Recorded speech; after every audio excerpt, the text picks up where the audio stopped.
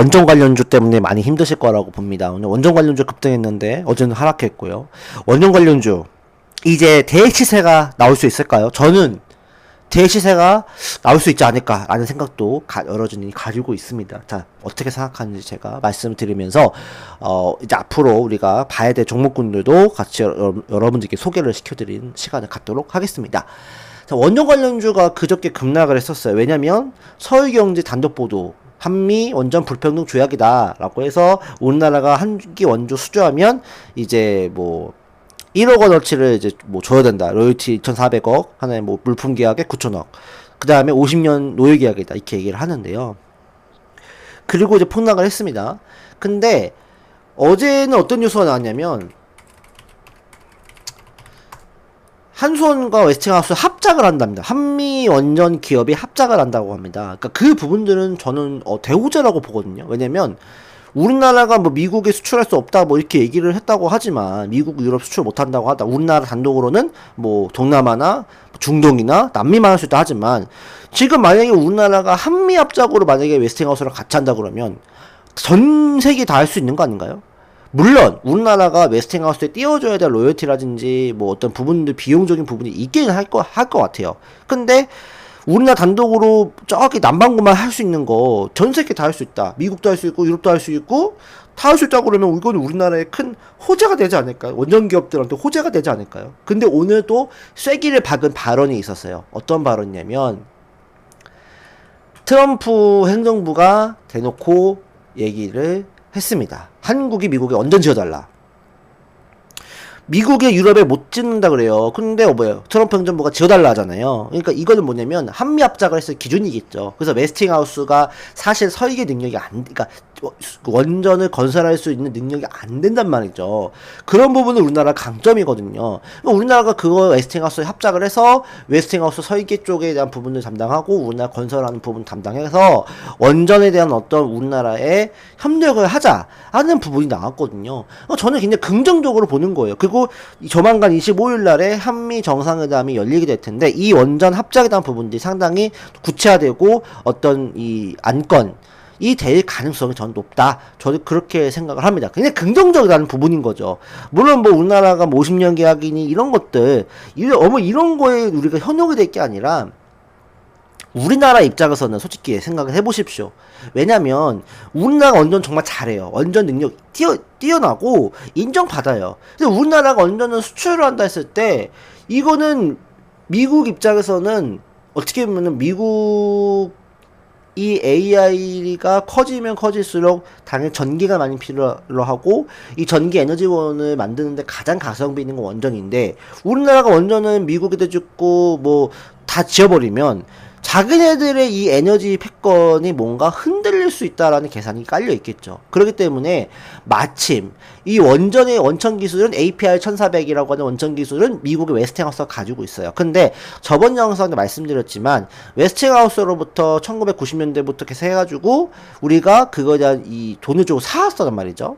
그래서 특허권이나 이런 것도 다 우리나라 돌려받았지만 인정받았지만 중요한 거는 2022년도에 우리가 이집트 엘다바의 어떤 이 수주를 하면서 미국으로부터 약간 이 시선이 좋지 않게 됐죠. 왜냐면 엘다바 원전 이집트는 또 핵무기 개발 위험국이면서 또 이 러시아와 또 제휴가 됐던 나라기 때문에 미국 입장에서는 또 이것에 대해서 위험하다고 본 거죠. 우리나라가 이러다가 원전 수출을 뭐 공산권을 하다가 뭐 공산권에 이득을 줄 수 있는 행위가 될 수 있고 요걸 통해서 우리나라가 이니셔티브를 치고 미국을 흔들려 할 수 있는 이거는 제 개인적인 생각이에요. 그러니까 그럴 수 있기 때문에 미국 주도의 패권을 가져가기 위해서는 특히 AI가 중요한데 AI 만드는 데 있어서 전기가 필요로 하거든요.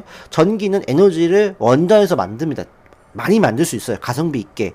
근데 이걸 미국이 아니라 한국이 가져간다? 근데 한국이 이런 공산권이 이 러시아 가까운 나라들한테 수주를 받았다? 위험하다 볼 수 있는 거죠. 그렇기 때문에 그때부터 안 좋아졌고 사실 뭐 따져보면은 그 미국의 에스테하우스가 이 승인하는 조건이 어쨌든 핵무기 위협국이라든지 이 NPT 이 가입되지 않은 나라는 제외하는 조건들이 있었는데 그 우리가 어떻게 보면 어긴 것도 있기 때문에 제가 봤을 때는 뭐 오히려 한미 협력, 원전 협력이 저는 앞으로 긍정적이라고 봐져요. 그렇기 때문에 우리가 지금 뭐 이런 노예 계약이다 이렇게만 바라볼 게 아니라 우리가 어쨌든 미국과 함께 할 수 있다는 것 자체가 굉장히 큰 뒷배를 가지고 우리가 수출을 하고 수출을 하는 거다. 그리고 애당초에 남미나 동남아만 수출할 수 있었던 상황에서 한미가 같이 협력을 하게 되고 트럼프가 지지해준다. 그러면 미국이나 유럽이나 다른 쪽으로도 수주가 되겠죠. 물론 우리가 먹을 수 있는 영업적인 파이는 작아질 수 있어요.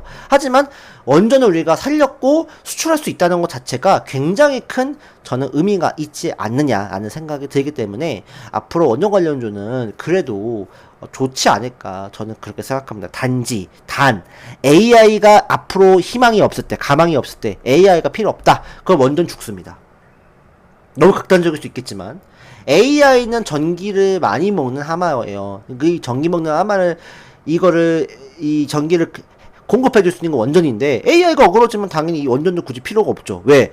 굳이 이렇게 위험한 이 시설을 지어가면서까지 전기 만들 필요가 없는 거니까. 그러니까 극단적이지만 AI 시대는 단기적인 시대가 아니기 때문에 결론적으로는 원전, SMR 이쪽은 갈 수밖에 없는 흐름이고 한미가 같이 한다? 좋은 거예요. 단적으로 여러분들 우리가 한미 관세 협정에 있어서 가장 크게 이 우리 내건 이 내용이 뭐예요? 우리나라가 내건 내용이 뭐예요? 마스가 아니에요, 마스가? 조선 프로젝트? 우리나라가 조선 정말 기가 막히게 만들잖아요. 군함이라든지, LNG선이라든지. 미국은 해군이 약해, 상대적으로. 그러다 보니까 미국의 해군을 키우기 위해서 우리나라 손을 벌리려고 하는 거잖아요. 우리나라가 준 게 뭐예요? 마스가 프로젝트. 미국 조선 복원, 부활 프로젝트. 이거 아닌가요? 그러니까 우리나라가 관세협정에서 그래도 우리가 그나마 긍정적으로 마무리 진 거잖아요. 원전도 제가 봤을 때 그 영향을 저는 충분히 줄 수 있다. 미국으로부터 긍정적인 평가를 줄 수 있기 때문에 저는 이 한미 원자력 협력 되게 긍정적으로 보고, 그렇기 때문에 여러분들이 뭐 저는 그렇게 생각해요. 어제 그 원전 관련주 투미하신 분도 계실 거예요. 굉장히 속상하실 것 같고, 저도 굉장히 많이 불안했었지만 저는 더 샀습니다. 사실 어제 더. 그러니까 많이 산 건 아니지만 더 샀어요. 오히려 샀는데 어쨌든 이제 호재가 나오기 때문에. 그래서 여러분들 팁을 드리자면, 악재가 나오잖아요. 다음날에 당연히 흔들리겠죠. 폭락하겠죠. 그럼 일단 팔지 마세요. 일단은요. 그러니까 만약에 뭐 속수무책으로 가격이 떨어진다 했을 때 일단은 팔지 마세요. 물론 대형주 좀 기준이에요.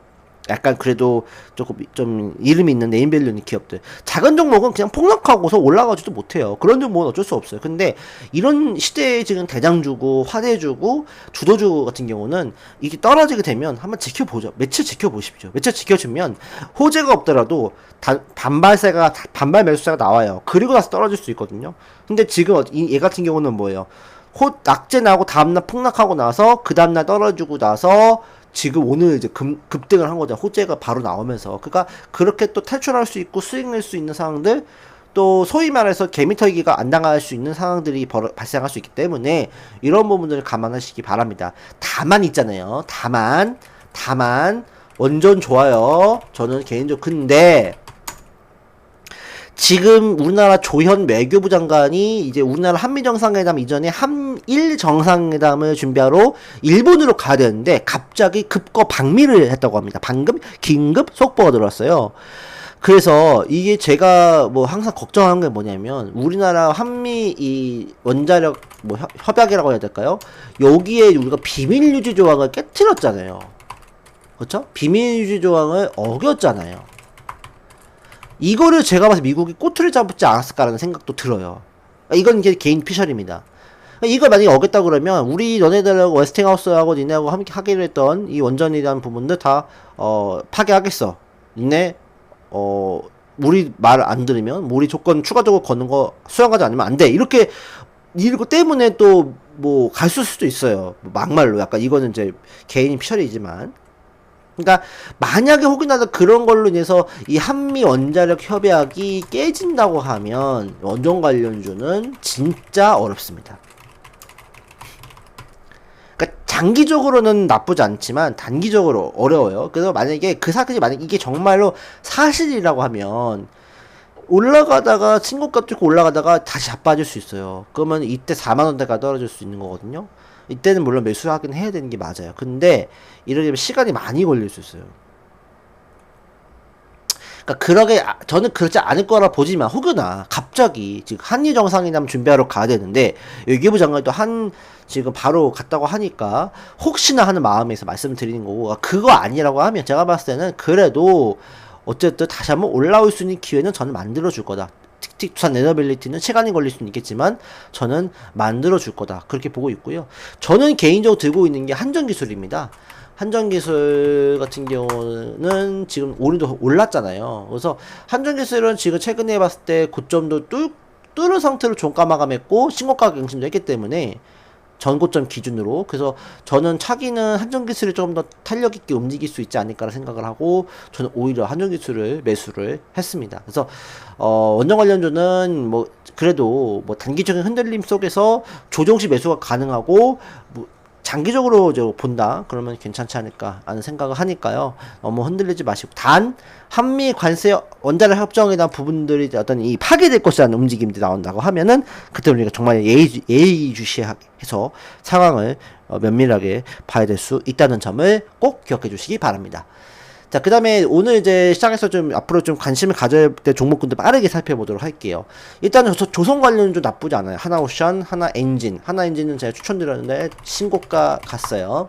앞으로도 뭐 동성화인텍이라든지 이런 종목군들도 움직일 수 있다. 다만 한미 정상회담이 이제 어떤 이 한미 조선 협력 프로젝트 나온다 그러면 그때는 기대감 소멸로 떨어질 수 있기 때문에 그 전까지는 최대한 좀 수익을 내주시고 비중을 좀 줄이는 전략이 좀 낫지 않을까 하는 생각을 합니다. 하나오션도 마찬가지고요. 그래서 조금 비중을 좀 줄이는 전략. 그 다음에 관세 협정과 관련이 없는 종목군도 잘 보셔야 되겠죠. 그래서 그런 종목군 대표적으로는 이제 엔터테인먼트, 그래서 JYP나 YG 엔터 이런 종목군들도 그렇고 JYP 엔터, 그 다음에 SM 추천주였죠. SM은 그 다음에 이런 종목군들도 계속 관심을 가져볼 만하다라고 말씀을 드릴 수가 있겠고요. 그 다음에는 이제 제약바이오 쪽 봐야 돼요. 근데 오늘 잭슨 미팅이 있어요. 근데 뭐 FOMC 사록에서 최근에 파월 의장이 물가가 높다라는 얘기를 했다고 하는 얘기가 있는데, 그럼에도 불구하고 전 제약바이오는 날씨가 추워지면 추워질수록 봐야 된다. 그래서 분할 매수 관점으로 봐야 될 것 같고, 리가켄바이오라든지 그 다음에 에이벨 바이오라든지 아이테오젠, 그 다음에 뭐 올릭스도 추천주였는데 지금 많이 올라갔잖아요. 올릭스는 조금 이제 자리가 조금 지켜봐야 될 자리라서 이제부터는 추천 드리지는 못하겠고, 뭐 D&D 파마텍이라든지 이런 기업들도 우리가 주목해 받을 수 있겠다. 그 다음에 뭐 치매치료제나 이런 관련주도 계속적인 관심이 좀 필요하지 않을까 라는 생각합니다.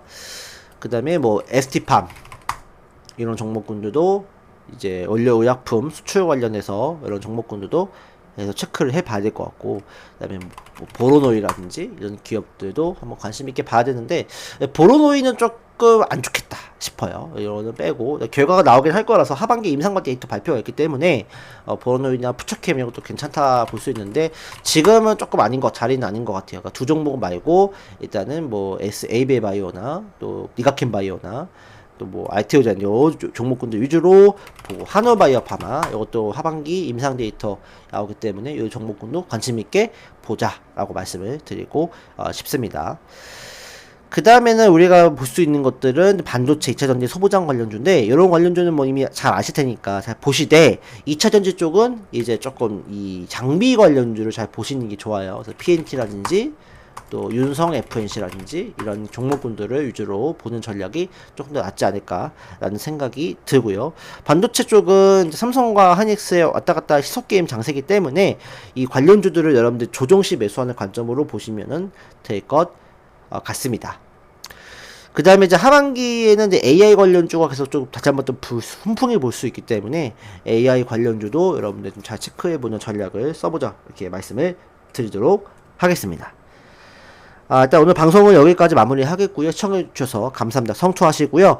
어쨌든 뭐 시장의 흔들림이 또 이 8월 9월달까지는 좀 이어질 수 있기 때문에 너무 흔들리지 마시고 일단 최대한 여러분들 차분하게 잘 대응해 주셨으면 좋겠습니다. 감사합니다.